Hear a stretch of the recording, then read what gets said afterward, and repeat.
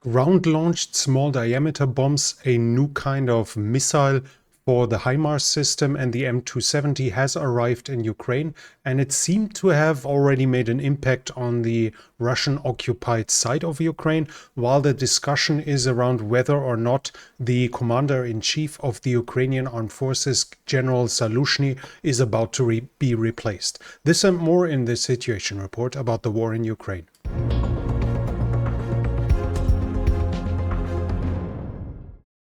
Before we start off, just a quick update on the donation campaign on the ambulances. The 3 ambulances have now arrived in Ukraine. One is going to the East Central Hospital in Chernihiv. The second one is in Sloviansk for the hospital of the Donetsk area. And the third one has arrived in the Central Hospital of Cherkasy.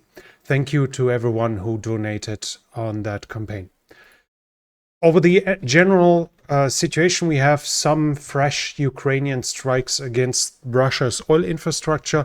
Again, there was an attack in St. Petersburg. Supposedly, a refinery was hit and fire has started. I've seen a picture that shows an explosion on the horizon. Whether it was actually the refinery and how much it's damaged, I can't say as of yet. Also, there was an attack on the refinery in Yaroslavl, which is northeast of Moscow itself, and there, according to the reports, the drone was probably taken down with electronic warfare means, so the refinery doesn't seem to have been damaged. At least that's what I find. Let's switch to the developments along the front line.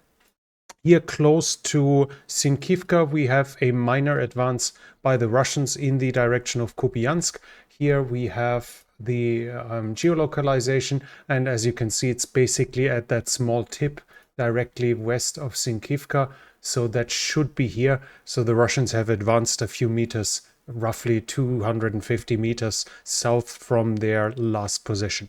The Russians also have been successful here at their local breakthrough, or where they managed to penetrate the Ukrainian positions on a wider area. They have, and after the capture of Krochmalne, they have now entered Tabaivka. Initially, they seem to have completely taken control. There have been Ukrainian counterattacks. Right now, the situation is somewhat unclear. It seems like the Russians are controlling at least half of the town, whereas the rest is probably the so-called gray area, so without permanent presence of either side. But what seemed to be clear is that the Ukrainians no longer control the town itself. Further south, we have another change in territory as well. The Russians have been successful in the direction of Terni. That is a geolocalization here. And as you can see, this is this tree making like a bump here, this forested area. And that's here. So they have advanced up to here along the tree line until they were attacked by the Ukrainians in that video. That is the basis of the geolocalization. So they're creeping closer here towards the Oskil River. South of the Siversky Donetsk, we have fighting being reported at Bilohorivka, at Bodanivka, at Ivanivske, at Klishivka, at Pivnivhe, something like this, whatever. Here and at Shumi. So the Russians attack at various positions. I cannot confirm any change in territory in this area up here. On the other hand, close to Pivdene, west of Horlivka, we have some minor change in territory. Here it is the Ukrainians who have advanced in a counterattack. This is the position that they recaptured. And it's a position supposedly under Russian control since the end, since the stabilization of the front lines in 2014, 2015, and it should be here on this area. If I didn't misunderstand it, it should be here. So the Ukrainians managed to advance. You see the former road here a tree line, here a tree line. I think it should be, the fortification should be in this position here. So that was taken by the Ukrainians. Further south at Avdiivka, we have some changes as well. Initially in the north, the Russians managed to advance somewhat here along the railroad line. We have a geolocalization here as well, where the Ukrainians destroy a Russian vehicle at this position. Also, the Ukrainians have we see that the Ukrainians were pushed back in the southeast. Now, there are some reports about Russian advances close to the coke plant, but those are from Russian sources, and I do not have any confirmation, so we ignore it as of now. But what we do know is that they managed to advance in the forested area east of the industrial area where the Russians have recently taken some positions. This here is now geolocalized as well. As you can see in the area here, they have advanced somewhat forward, as was to be expected after taking the positions closer to it. Other than that, the Russians have also been successful here northeast of Opitne, where they managed to retake some positions that they've lost in counterattacks by the Ukrainians a few months ago. And in Pervomaiske, we see the Ukrainians slowly withdrawing along that road here towards the northwest or west-northwest, as we predicted a couple of days ago, as was obvious, with the Russians reaching those lakes here and pushing towards the last line of communication. The Ukrainians basically had no chance but to pull somewhat back. We should expect a new stabilization somewhere along those lines here, but this area is currently being given up. At least that's what we can see here in those areas. Further south, the Russians have another success here northeast of Novomikhailivka. This area was taken by the Russian forces to increase the pressure on Novomikhailivka. In the past, the Ukrainians have done several counterattacks in this area and retaken it, but in their latest attacks, the Russians were successful and have now been able to take it. On the Oblast border is the next change in territory that we can confirm. Fighting is obviously at various other areas as well, but north of Priutne, the Russians managed to advance somewhat in the direction of Novodarivka. Here, this is also area reconquered, liberated by the Ukrainians in their summer counteroffensive, and here locally they were pushed back. At Orikhiv, we have continued fighting at several regions of the Ukrainian breakthrough, or where the Ukrainians entered the Russian defensive lines. And there we have War Gonzo saying a couple of days ago, in between the last situation report and today, that the Ukrainians managed to retake some positions at Robotine. To which degree, to what extent, I cannot confirm. I have not seen the proof of this. And on the Dnipro, we have some change in territory as well. The Russians managed to advance somewhat here in the Ukrainian held territory. We have a geolocalization that is right here. And if you can see, this is the road that is making a turn here. And this is the forested area, and it is more or less in the middle of it. So here and here, more or less in the middle, should be roughly here. We have another indication is this area here where the road is partitioning itself, and that is here. So we see the Russians have roughly reached that point here. Whether they are there now established or whether they were pushed back is obviously a different question, but we see them entering previously held Ukrainian areas in the Krinky bridgehead.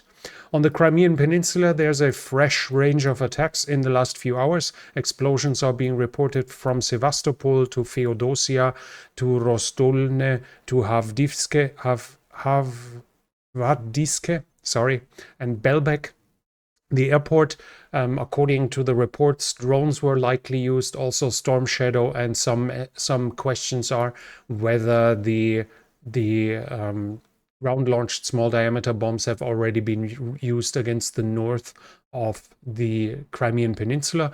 Those have freshly been handed over to Ukraine. At least that's what the reports indicate. And in the overall situation, Budanov, the head of the GUR, the Ukrainian military intelligence, has confirmed that the expected winter offensive has begun and the Russians try to reach the Sherebets. Now, the Sherebets is the initial river that was crossed here. down to this, and this is their expected first goal in their winter offensive. And after that, they are likely aiming to reach the Oskil River. Whether they are going to succeed in those offensive activities is obviously a completely different story. And we have claims that Zaluzhny has retired or was removed, but I'm going to talk about this later. Sorry for the lack of coordination. Fortunately, my script or the preparation for this was written over 2 days, so it has slipped in, even though I want to talk about it later. But we do have good news for Ukraine, and this is this year. 207 prisoners of war have returned to Ukraine after Ukraine has handed over almost the same number of Russian prisoners of war to the Russian side. So the first big exchange in a while in prisoners of war. And Russia, according to the GOR, right now has 900 precision guided weapons with a longer distance in its arsenal, which is more or less the same than what they had a month ago, after the before the big 5 waves of attacks on the Ukrainian infrastructure. That shows that the Russian production can keep up with at least with their reduced use, as the Russians are doing right now. And in political sphere, we have information about the where Putin, in an event to memorize the siege of Leningrad, he talked that once again, Russia is facing a Nazi movement, a worldwide Nazi movement. He basically also said that the Baltic states are taking over this ideology by oppressing the Russians there and turning them into subhumans, declaring them to be subhumans. That way, he once more puts himself into like the succession of the Great Patriotic War and declares the enemy to be more or less the same, which at the same time obviously also declares the current war to be a war, an existential war for Russia.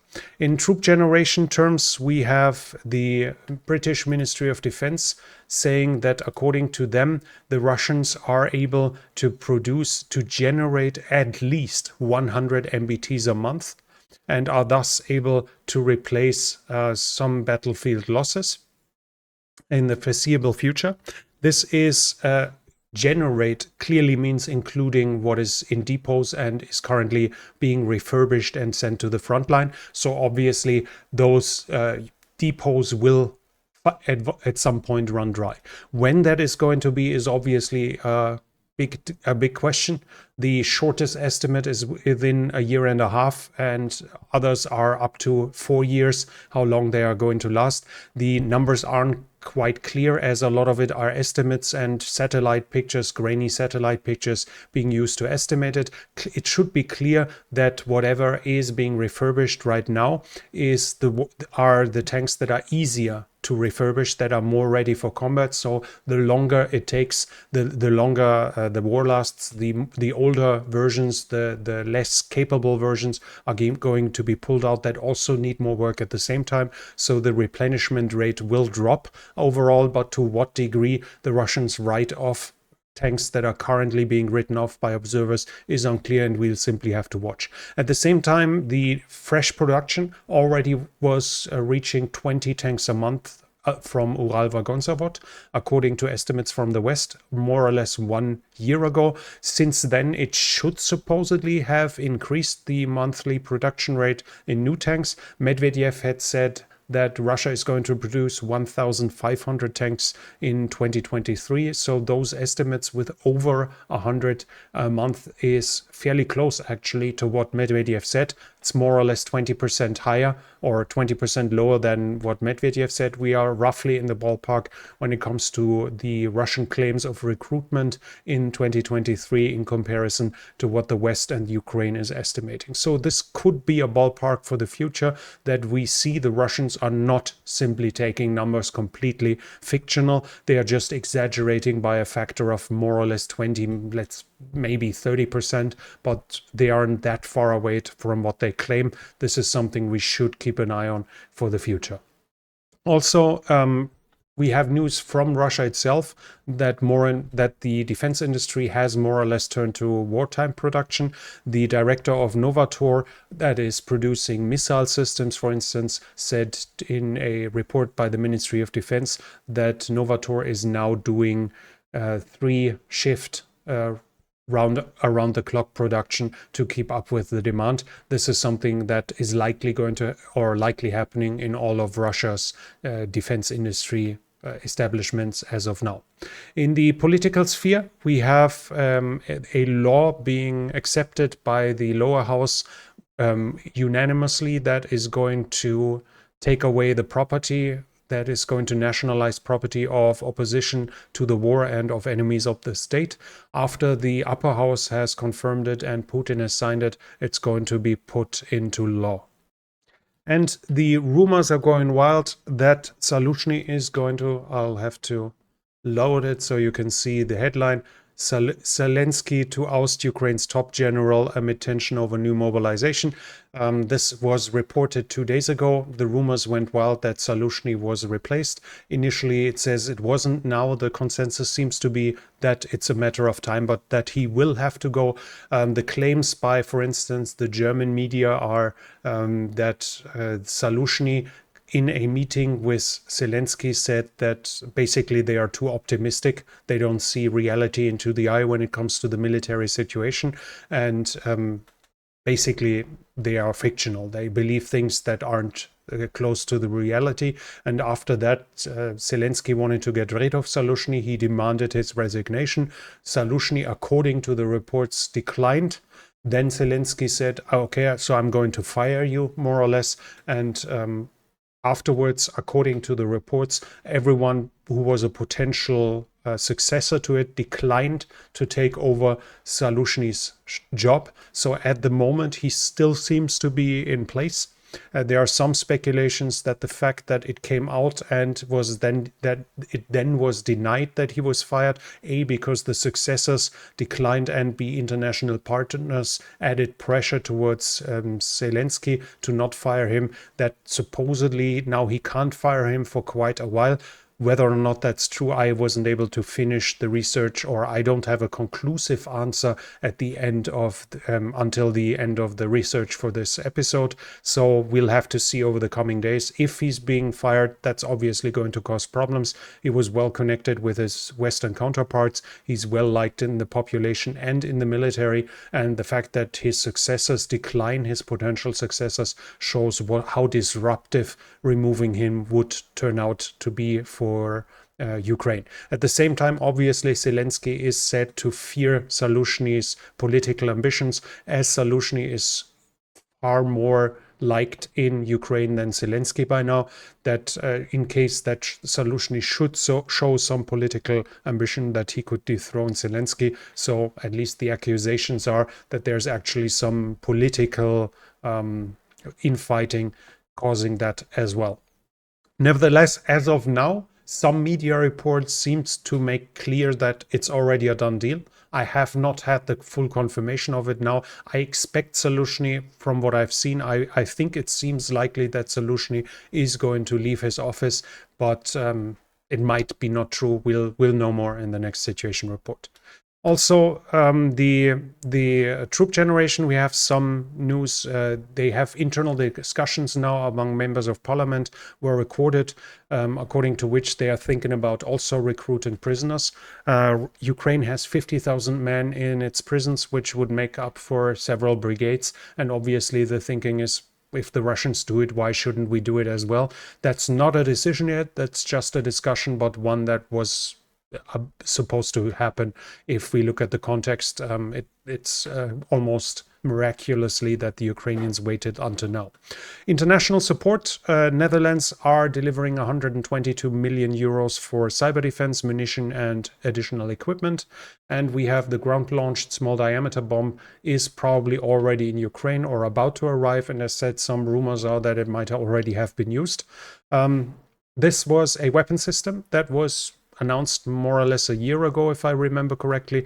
Basically a small aerial bomb that is added with a rocket motor, rocket engine, a guidance system, and that allows it to strike 150 kilometers and even do course correction and fly past, so it attacks from behind and things like this. So a very powerful system, even though with a limited range in overall context. And this is probably the appropriate time to mention my video from yesterday.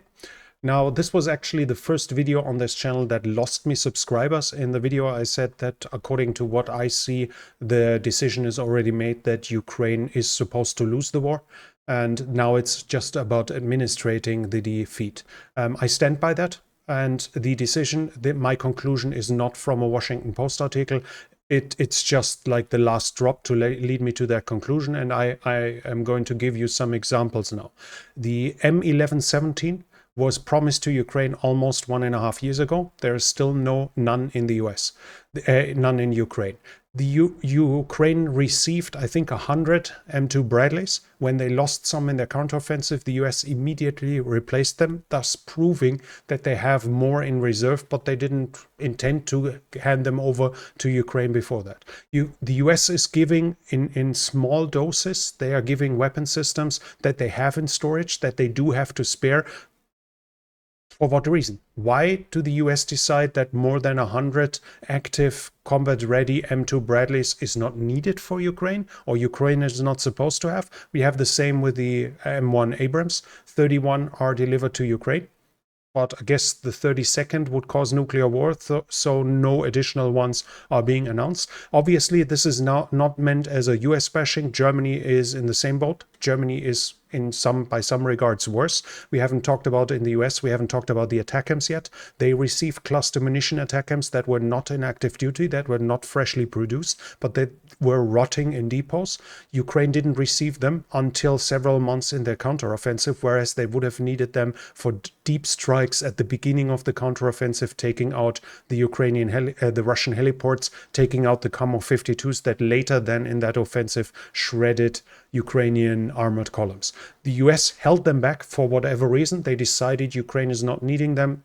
And while those weapon systems were ready, they didn't do it until later in that war. And we have that throughout this conflict, that the US has means they could hand over and are not. I'm not even talking about the claims that right now, at this very moment, weapons in the US are being disassembled and scrapped, from M113s to M2 Bradleys to M1117s. I have no conclusive proof. I did some search about it of about 15 minutes and I didn't find something solid, so this might be just rumors being spread, but we see that the US decide to basically just trickle with their aid. The Abrams is the starkest example. Now, you can argue that it's an escalation in help and that this could make the Russians escalate in some way, and I get it. I get that argument. But what is the difference once that red line has crossed? Why don't the US provide more? They not only do they have several thousand in their storage, at the same time they are still delivering to France, to Romania, to Morocco, to Taiwan, and probably to a country or two more that I don't know about right now. They are delivering M1 Abrams, so they have some to spare, they have capacity, but they don't have it for Ukraine. That's a question that needs to be answered. And it seems, and then we have John Kirby saying, irrespective where the lines are being drawn in the end, in that Washington Post article itself too. So he said, irresponsible, and which lines are those if not the cross-country lines, the lines between countries? So he's already saying, no matter how big Ukraine will be in the end. So they are already accepting that Ukraine is losing territory, which is a defeat. So we are no longer talking about defeating Russia, which would mean that Ukraine returns to its pre-2014 international borders. Obviously, this is all about the US at the same time, but I don't see Germany being the tiny bit better. And the US at least has delivered ATACMS at some point. Germany is still wiggling around the Taurus, and the government is lying to the public and the media about that system. So in my mind, there is no real intention to have Ukraine win this war, and I don't see any proof against that argument. And even if this loses me another batch of followers, I can't help it. That's how I see the facts, and it's not just that I take a headline from the Washington Post and write on that, as some viewers accused me of. Regarding international support, we have more examples how the West doesn't even bother enough to help Ukraine. The European Union promised 1 million shells for Ukraine until March. Now they are admitting it's going to be 500 to 600,000. We are talking about a technology that isn't far away from World War I, and you know the production numbers then were in their millions. So it's not like it's impossible to produce 1 million shells in a year if the funding is there, if the political will is there. It just isn't. And that has to be acknowledged. And there have to be conclusions drawn from that, whether they are in trying to influence your politicians, whether they are in acknowledging reality and adjusting to it. But the fact are, the West does not do what it could do to make Ukraine win the war. It just does enough so Ukraine doesn't lose it too fast. What the reasons for that are, it's up for speculation, as long as we don't have the admission by the leading politicians why they exactly do it. We can just speculate about it, but we shouldn't close our eyes about that. Still though, international aid is coming. We have an example here. Destinus, a original Swiss startup that is working on hypersonic drones for passenger and cargo transport, supposedly has started to deliver drones to Ukraine, a huge number in the second trimester of 2023. The founder of it is actually a Russian citizen, or we should say Mikhail Korich. Or we should say he was, because he's giving up his Russian citizenship, as he clearly doesn't agree with the Russian politics in this context.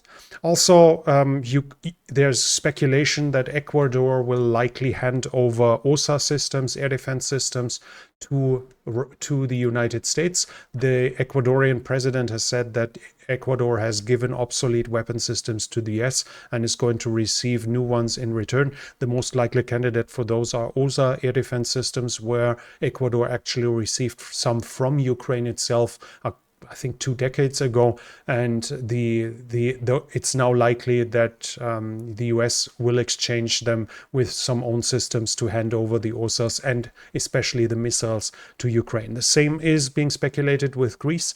Greece is going to receive transport planes, decommissioned ships, engines and stuff, and for that it's now in speculation that Greece might hand over its S-300, its Tor M1 and its OSA systems to Ukraine.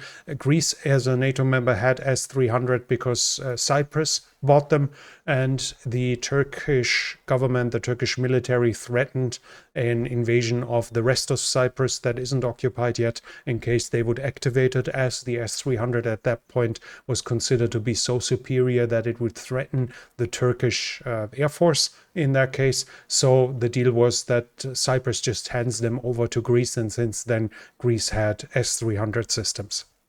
Also, some more rumors about international support are that Kuwait might hand over its M84 to Croatia, which then would give them to Ukraine afterwards. But that is, as said, a rumor as of now. And here we have a video that seems to show a Panzerhaubitze 2000 actually being hit by a FPV, by a drone from the Russian side. This would be the first confirmed hit on a Panzerhaubitze 2000. Actually looks like it, but it's also interesting what we see here, because this seems to be like an EFP, explosively formed penetrator. At least that's what I think that could be, but that's not my core of my expertise. But that would be a modification to the drones to increase their penetration power. So that could be one thing. Here we have an example of if a drone fails to do what it's intended. Here it's a Ukrainian FPV drone that hit the windshield of a Russian car, and apparently the driver had his lucky day because the explosives didn't blow up. That was already it from me for now. If you enjoyed this situation report, if you found it helpful, please give it a thumbs up. It really helps with the algorithm.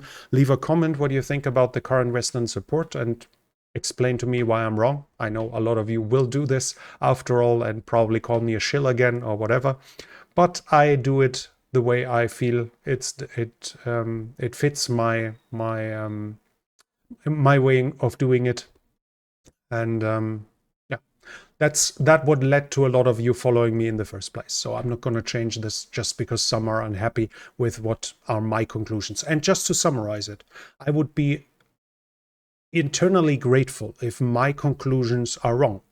I hope to be wrong. I hope that the West still aims at allowing Ukraine to actually win this war for our all sake, because if Russia gets away with invading a different country, another country, and gets away with territorial gains that are then accepted, this will lead to more invasions and thus to more war worldwide. So we will not be untouched wherever we live in the world.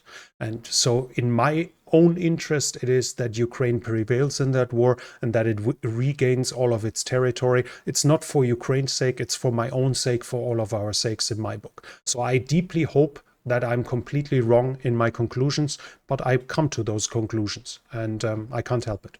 Anyways, if you like this, as said, thumbs up, leave a comment. If you're new here and you enjoy that kind of talking about things, then I would like to invite you to subscribe to the channel and hit the bell icon. I try to stay objective despite my clear bias towards one side, but that also means that I'm going to talk about the unpleasant things that might not be loved by someone who supports Ukraine wholeheartedly and doesn't want to hear anything bad. So if you appreciate this, then as said, I want to invite you to subscribe to the channel and hit the bell icon.